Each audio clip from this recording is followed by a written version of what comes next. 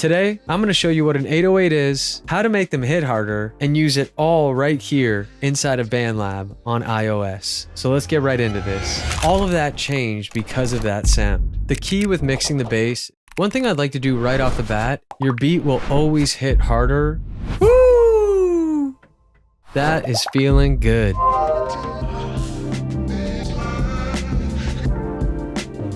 The 808 originally comes from a drum machine, the Roland TR-808 from the early 80s.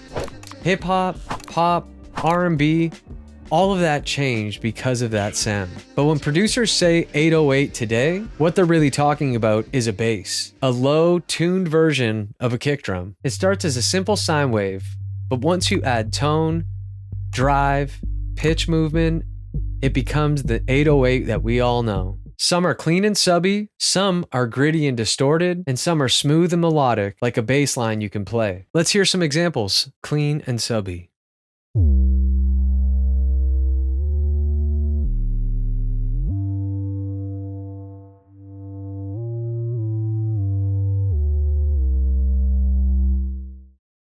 Gritty and distorted.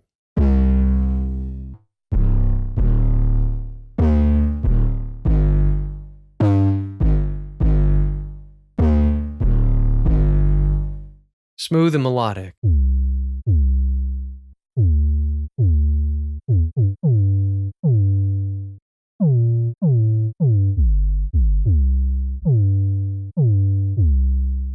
So what's the point of an 808?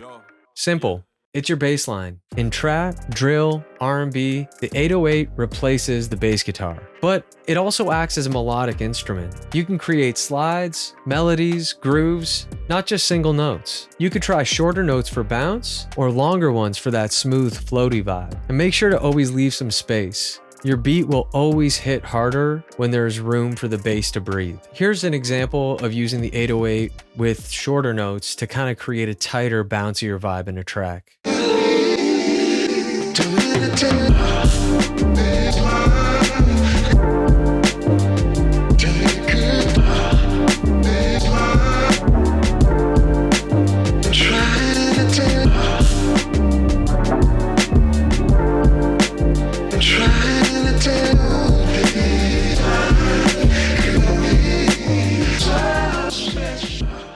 And now here's an example of using longer sustained notes and a smoother sounding 808 to create a floaty vibe.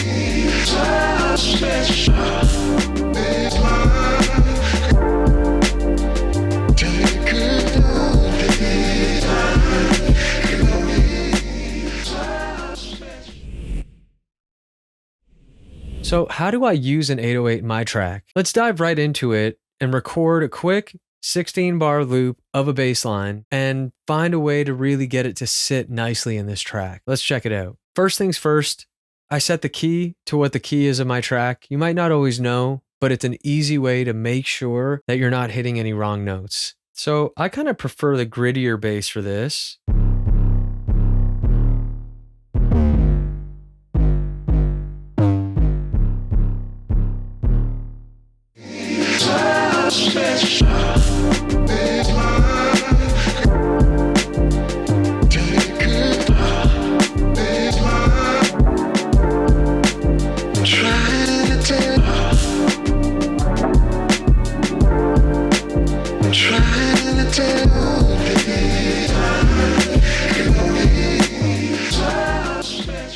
Okay, let's hear what we got. One thing I'd like to do right off the bat is tighten where those 808 hits actually happen.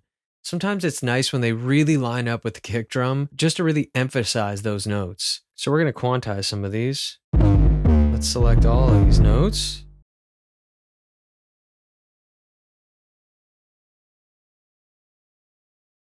And quantize them. Let's hear what we got right here.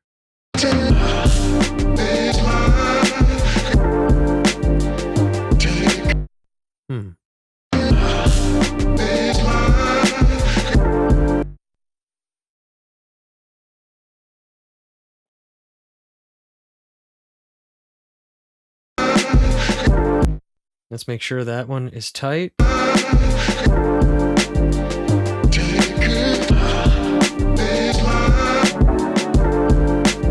So there's one I could fit right there. Yep.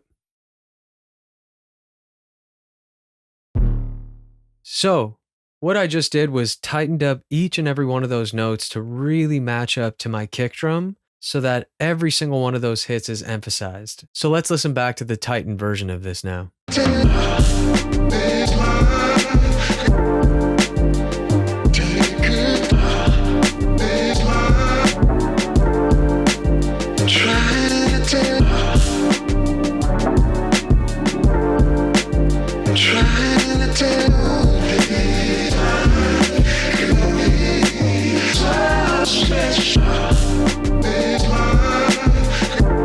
Sounding really dope already. Now that I've got the 808 tracked in and tightened up, let's solo it and we'll slowly bring back the drums and the chop just to hear where it actually sits within context of the rest of the track.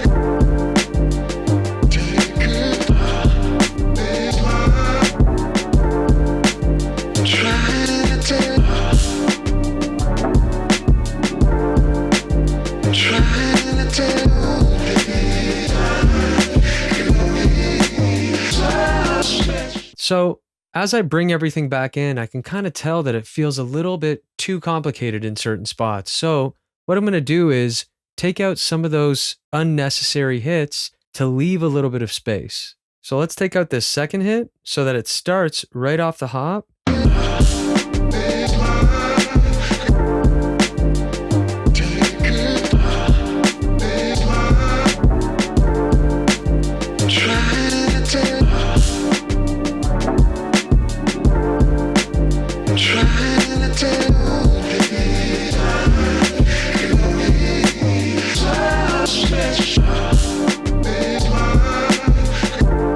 I like that a lot better. Feels a little bit more spacious, allows the bass to breathe, and the rest of the beat to feel tight still and not overcomplicated. So since the 808 is locked in, we like the groove, let's get into cleaning up the bass and really making it sit nicely. So first things first, I'm going to add an EQ using the visual EQ.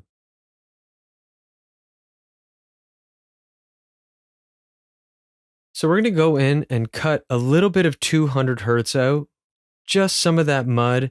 Doesn't have to be exactly 200 hertz, but right in that area. And you can kind of see on the visual EQ when we're playing it, where some of those frequencies are maybe too loud. We're also going to boost around 50 hertz to really boost some of that sub end.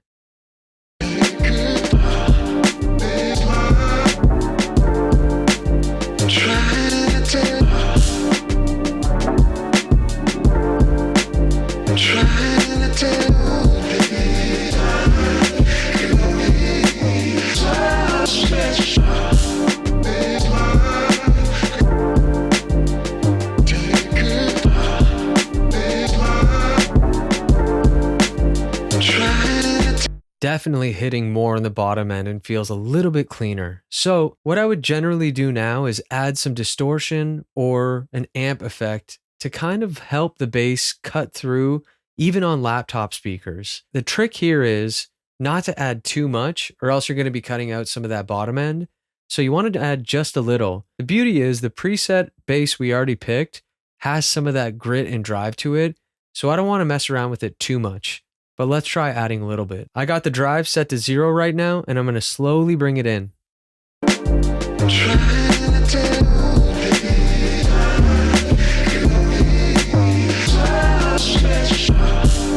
Immediately makes a difference. So let's solo the 808 and hear the effects on and off.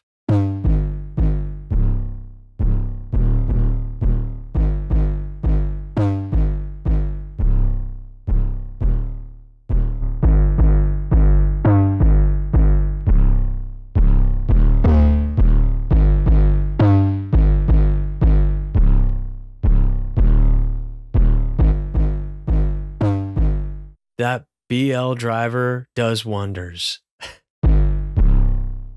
All right, let's bring everything back in here. Wow.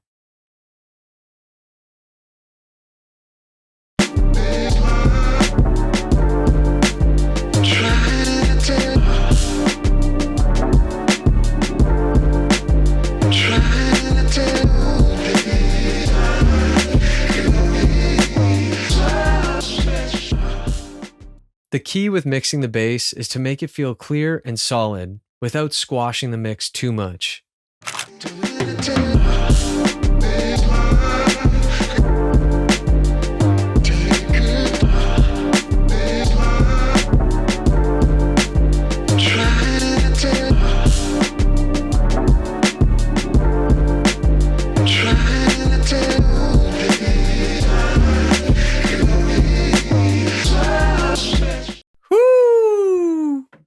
That is feeling good. I really love how this one turned out. The bass feels clear, solid, gritty, punchy. It kind of covers all bases for me, no pun intended. Remember a few key tips.